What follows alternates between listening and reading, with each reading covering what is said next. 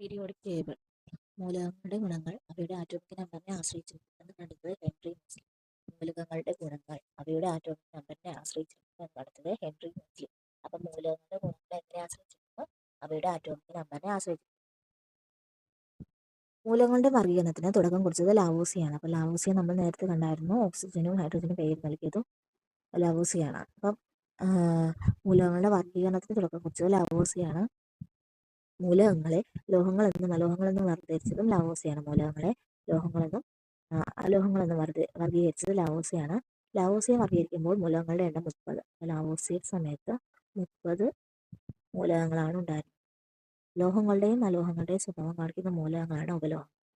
ലോഹങ്ങളുടെയും അലോഹങ്ങളുടെയും സ്വഭാവം കാണിക്കുന്ന മൂലകങ്ങളാണ് ഉപലോഹങ്ങൾ.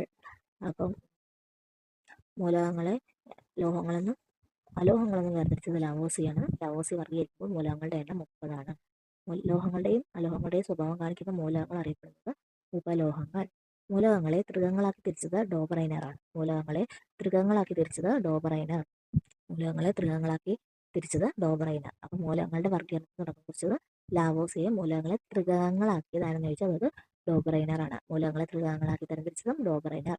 സമാന ഗുണങ്ങൾ പ്രകടിപ്പിക്കുന്ന 3 മൂലകങ്ങൾ ഉൾപ്പെടുന്ന ചെറു ഗ്രൂപ്പുകളാണ് ത്രികങ്ങൾ. അപ്പൊ ത്രികങ്ങൾ എന്ന് പറഞ്ഞാൽ സമാനമായ സ്വഭാവമുള്ള അല്ലെങ്കിൽ സമാന ഗുണങ്ങൾ പ്രകടിപ്പിക്കുന്ന 3 മൂലകങ്ങൾ ചേർന്ന ഒരു ചെറു ഗ്രൂപ്പാണ് ത്രികങ്ങൾ. അപ്പം ഇത്തരം ചെറു ഗ്രൂപ്പുകൾ ചേർന്നാണ് ത്രികങ്ങൾ. സമാന ഗുണങ്ങൾ പ്രകടമാക്കുന്ന 3 മൂലകങ്ങൾ ഉൾപ്പെടുന്ന ചെറു ഗ്രൂപ്പുകളാണ് ത്രികങ്ങൾ.